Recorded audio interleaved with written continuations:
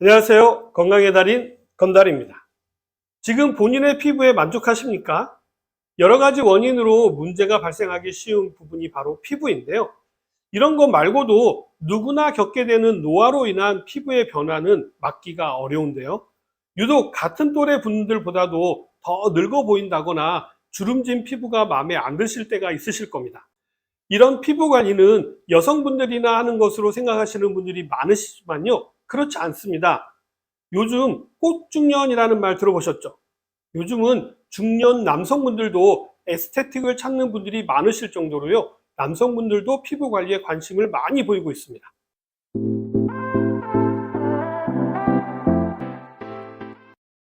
얼마 전 TV 프로그램에서 이상민 씨가 나왔는데요. 이중턱을 줄이는 시술을 받았다라는 이야기를 들은 적이 있습니다. 이상민 씨도 이제는 50대 중년이거든요.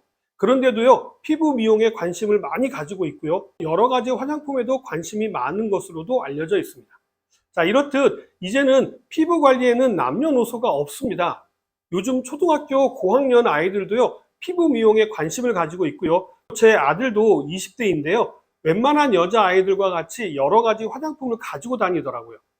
그도 그럴 것이요. 특히 얼굴 피부는 인상에도 영향을 주기 때문에요. 자기 관리의 표상이 되기도 하는데요. 예전에 먹지 마세요. 피부에 양보하세요. 자, 이런 광고 문구를 들어보신 적이 있으시죠? 너무 상큼하고 그럴싸해 보이지 않았나요?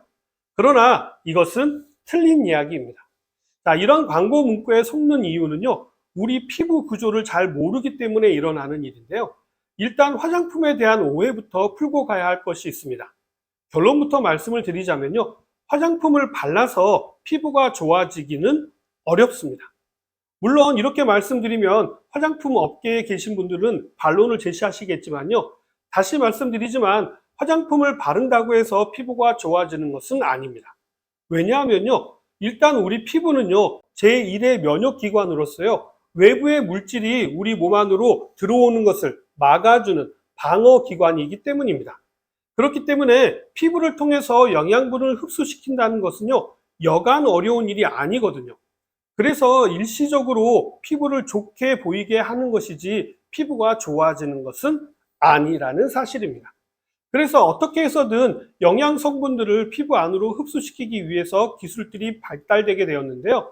가장 대표적인 것이 바로 입자를 아주 작게 해서 흡수율을 높인 나노 화장품이라든지 아니면 우리 피부 구조와 비슷하게 만들어서요, 흡수율을 높이는 리보솜 화장품들이 대표적이죠. 피부 노화의 원인을 간단하게 좀 살펴보면요, 가장 대표적인 것이 바로 자외선입니다. 같은 나이의 할머니지만요, 시골에서 농사 짓는 할머니의 피부가 좀 더 늙어 보이고 주름도 많습니다. 그 이유가 바로 자외선의 노출이 많이 되었기 때문이죠. 다음은 모든 병의 원인으로 지목되는 활성산소입니다. 결국 우리 피부 세포도요, 이 활성산소에 노출되게 되면 산화가 일어나게 되어서 노화가 진행되게 되는 것이죠. 피부 노화의 원인은 이런 것 말고도요, 우리 생활 습관과도 연관이 아주 깊은데요. 몸에 좋지 않는 음식을 많이 먹고 바람직하지 않는 생활 습관대로 오래 살다 보면요, 피부가 빨리 늙게 됩니다. 첫 번째로 주의하셔야 될 부분은요, 달지 않게 드셔야 합니다.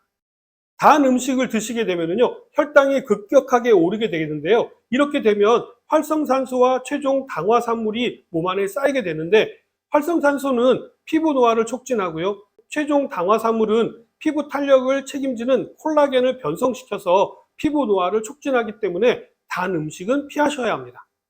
두 번째로는요, 짠 음식도 피하셔야 하는데요. 짠 음식에 든 소금도요, 피부 속에 콜라겐에 있는 수분을 빼앗아가서 피부 탄력을 떨어뜨리고 잔주름을 유발하는 원인이 될 수 있기 때문입니다.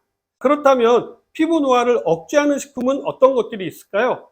가장 대표적인 것이 바로 녹차입니다. 녹차는 타임지가 선정한 노화 방지 식품 10가지 중에 하나로서요, 이미 그 효능을 입증받았다고 할 수 있겠는데요. 녹차에 함유된 폴리페놀 성분은요, 모공의 수축과 피부 노화를 예방하는 데 도움이 되고요. 카테킨 성분은 항산화 기능뿐만 아니라 지방을 분해하여서 배출하는 데도 도움이 되어서 다이어트 원료로도 잘 알려져 있죠. 다음은 제가 자주 추천해 드리는 토마토입니다. 토마토가 붉은색을 띠는 이유는요, 라이코펜이라고 하는 성분 때문인데요. 이 라이코펜 성분은요, 활성산소를 억제하여서 DNA의 손상을 막을 뿐만 아니라 노화 억제에도 탁월한 효능을 가지고 있는 식품입니다.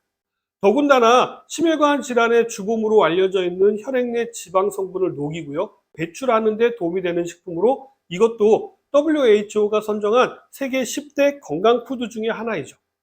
다음은 브로콜리인데요. 브로콜리를 꾸준하게 섭취하시게 되면 피부 노화를 방지하는 데 도움이 됩니다.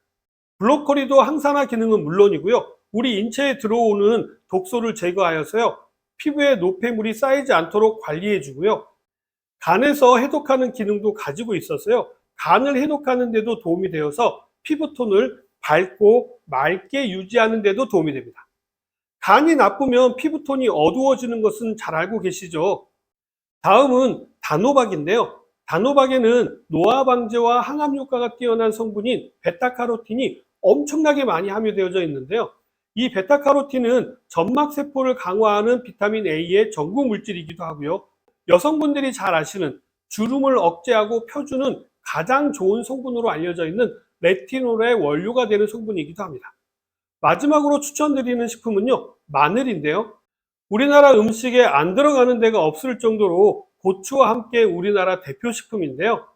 마늘에 함유된 유기유황 성분인 알린은요, 심혈관 질환을 예방하는 동시에요, 항균 작용도 뛰어나고 항산화 기능은 기본이고 간의 피로를 풀어주는 데도 도움이 됩니다. 특히 피부 트러블이나 뾰루지가 잘 나시는 분들께 적극 추천드리는 식품입니다. 자, 이 밖에 추천드리고 싶은 식품이 있는데요. 발효식품을 비롯하여서 채소나 과일을 많이 드시라고 권장하는데요. 김치라든지 된장, 요구르트 같은 발효식품은 효소가 풍부하여서요, 노폐물이 발생하지 않고요, 발효 과정 중에서 피부에 도움이 되는 생리활성 물질이 풍부하기 때문에 도움이 된다라고 이야기하고 있습니다. 과일의 비타민과 미네랄은요, 피부의 탄력과 면역을 담당하여서 건강한 피부를 만드는 데 도움이 됩니다. 다음으로는 비타민C나 비타민 A, 비타민 E와 같이 항산화 물질이 많이 드는 음식도 피부 노화를 막는 데 도움이 되는데요. 딸기라든지 키위, 파프리카, 브로콜리, 시금치라든지 신선초, 케일 등을 비롯하여서요, 무청, 피망, 호박, 해바라기 씨 등에 다량 함유되어져 있으니까 드실 때 참고하시면 도움이 될 수 있을 것 같습니다. 다음은 콜라겐 생성에 도움이 되는 식품들인데요. 콜라겐은 피부의 보습과 탄력을 유지하는 데 필수 단백질입니다. 이 콜라겐은 입자가 크기 때문에요, 얼굴에 마스크팩으로 붙인다고 해서 문제가 해결되지는 않습니다. 일시적인 겉표면만 탱탱하게 해줄 뿐이지 근본적인 해결책은 되지 않는다는 이야기죠. 그렇기 때문에 콜라겐 합성에 필요한 글리신과 프로올린 등의 아미노산이 풍부하게 함유된 식품을 드셔야 하는데요. 글리신은 전복이라든지 가리비, 성게, 갈치, 밀의 배아 등에 많이 포함되어져 있고요. 프로올린은 명태, 조기, 표고버섯 등에 다량 함유되어져 있으니까 참고하시면 될 것 같습니다. 이런 거 잘 모르시겠다 싶으시면요, 그냥 돼지 껍데기를 꾸준히 드시거나 닭발을 드시는 것도 도움이 될 수 있습니다.